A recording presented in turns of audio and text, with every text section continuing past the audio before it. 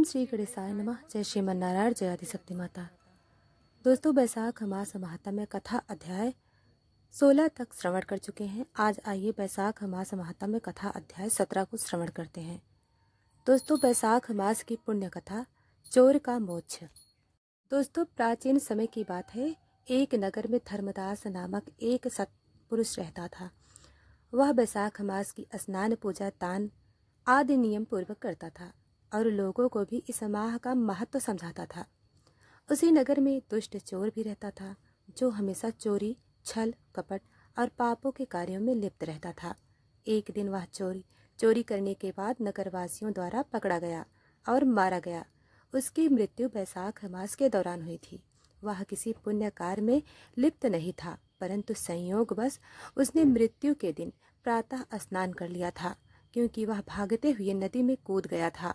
मृत्यु के पश्चात यमदूत उसे नरक ले जाने आए, परंतु उसी समय विष्णुदूत वहां प्रकट हुए और यमदूतों को रोक कर कहा।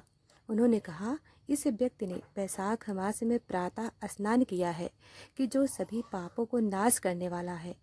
चाहे यह अज्ञानी था, परंतु पुण्य फल इस माह में अज्ञानवश भी प्राप्त होता है। यमदूत चकित हुए।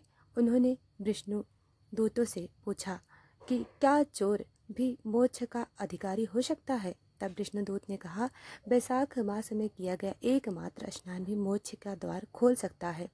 यदि वह श्रद्धा या संयोग से भी किया गया हो तो भगवान विष्णु की कृपा अनंत है। अंततः वह चोर भी विष्णु लोक को प्राप्त हुआ। दोस्तों, बैसाख मास का प्रतिदिन प्रातः स्नान, दान, व्रत, कथा और पूजा अत्यंत पुण्यदायक होता है। भगवान विष्णु की कृपा इस मास में विशेष रूप से प्राप्त होती है। अज्ञानवश भी किया गया पुण्य कार्य यदि बैसाख मास में हो तो मोक्ष का कारण बन सकता है। दोस्तों, अब आइए श्रवण करते हैं बैसाख मास की कथा अध्याय 19। दोस्तों, बैसाख मास की मेष संक्रांति में जो भी प्राणी स्नान कर भगवान की पूजा करके भगवान की कथा सुनता है, वह मनुष्य वह किंतु को जाता है, परंतु जो होती हुई कथा को छोड़कर चले जाते हैं और नहीं सुनते हैं, वह और नरक में जाकर पिशाच यानी को प्राप्त करते हैं। यहाँ पर हम एक बहुत ही पुरानी कथा को सुनाने जा रहे हैं और बड़ा ही पवित्र कथा है। तो दोस्तों, आइए कथा को श्रवण करते हैं। प्राचीन काल में गोदावरी के किनारे ब्रह्मा ईश्वर क्षेत्र में ब्रह्मा मिनिस्टर परमहंस दुर्वासा ऋषि के 2 शिष्य रहते थे। उनको कभी किसी से कोई इच्छा नहीं थी। उपनिषद शास्त्रों का ही अध्ययन करते थे और पर्वत की गुफा में पड़े रहते थे। इन दोनों का नाम सत्य निषीथ और टापू निषीथ था। इनमें सत्य निषीथ तो सदैव भगवान की कथा सुने बिना कभी अन्न जल नहीं ग्रहण करता था। कथा वाचन रोग से पीड़ित हो जाता था तो वह अपने घर कथा कहता था, फिर स्नान करके उसके घर जाकर ही कथा सुनता था। कथा समाप्त हो जाने पर अपने नित्य कर्म करता था। जो मनुष्य इस प्रकार प्रेम से कथा सुनता है, वह जन्म मरण के बंधन से मुक्त हो जाता है। उसको भगवान की सच्ची भक्ति प्राप्त होती है। उसके समस्त दुखों का नाश हो जाता है। भगवान में और साधु महात्माओं में श्रद्धा उत्पन्न हो जाती है। निर्गुण ब्रह्म उनके हृदय में आकर वास करने लगते हैं। परंतु ज्ञानहीन पुरुष सब कर्म नष्ट हो जाते हैं। जैसे अंधे के लिए दर्पण निष्फल हो जाता है, वैसे ही अज्ञानी पुरुष के लिए कर्म निष्फल हो जाते हैं। अच्छे कर्म से सात्विक बुद्धि से वेद ऋषि होती है। वेद ज्ञान से ध्यान उत्पन्न होता है। इस प्रकार बहुधा मनुष्य ज्ञान ध्यान में लगे रहते हैं, परंतु जहाँ भगवान की कथा तथा साधु महात्माओं का सत्संग आदि नहीं होता, वहाँ पर यदि गंगा जी का किनारा हो तो भी त्याग देने योग्य है। जहाँ पर तुलसी का विपरीत छना हो, जहाँ भगवान की कथा न होती हो, जहाँ साधु महात्मा न हो, वहाँ पर मरा हुआ प्राणी 100 जन्म तक कुत्ते की योनि में पड़ा रहता है। इस प्रकार सत्यनिषेध ऋषि उपनिषदों की यही निश्चित करके सदैव भगवान की भक्ति में तत्पर रहते थे। सदा उनकी कथा का श्रवण करता तथा श्रवण करने से अधिक अन्य किसी कार्य में ये मानता नहीं था।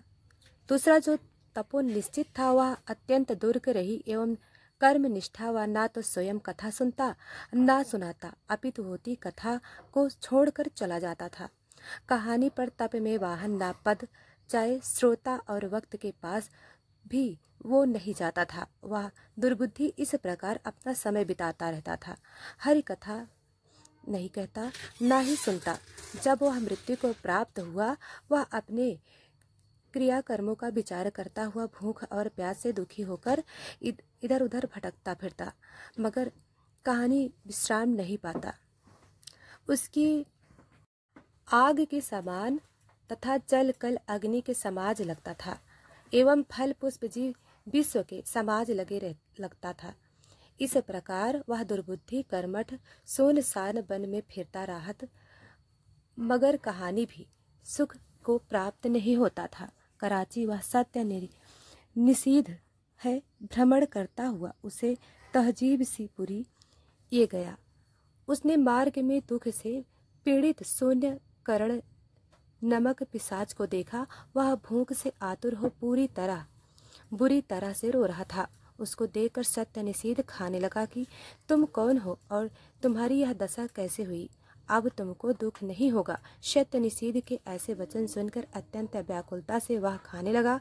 हे प्रभु, मैं दुर्वासा का शिष्य तपो निषेध नाम वाला यत हूँ। मैं बेहोश क्षेत्र का निवासी, नहीं कर्म नष्ट था। अपनी दुर्बुद्धि के लिए महात्माओं से विष्णु कथा कर्मों के लोक को हो जान के भाई से कभी नहीं सुनी और ना ही कभी कथा सुनी। इस कर्म से मेरी मृत्यु हुई है और सायनीकरण नमक वाला पिशाच होकर इस वन में दुखी होकर भटक रहा हूँ। मुझको इस दुख से छुड़ाने वाला कोई दिखाई नहीं देता। रास्ते में तुमको आता देखकर ऐसा प्रतीत हुआ कि मेरे भाग्य फिर से जागृत हो गए। आज हरि मुझ में प्रश्न है जो आपने दर्शन दिए। इस प्रकार रोक कर और ऐसा कर वह सत्य निषेध के चरणों में गिर पड़ा। उसने उसे अपने दोनों हाथों में उठा लिया।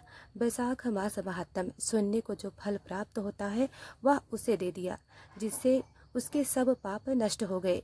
इस प्रकार वह कर्मिष्ठ पिशाच त्याग दिव्य शरीर को धारण कर विमान में बैठकर सत्य निषेध को प्रणाम कर परिक्रमा कर विष्णु लोक हो गया।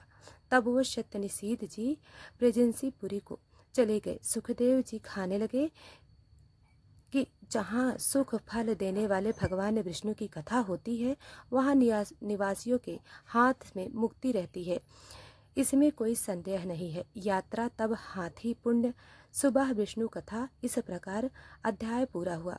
तो बोलिए जय श्रीमन नारायण।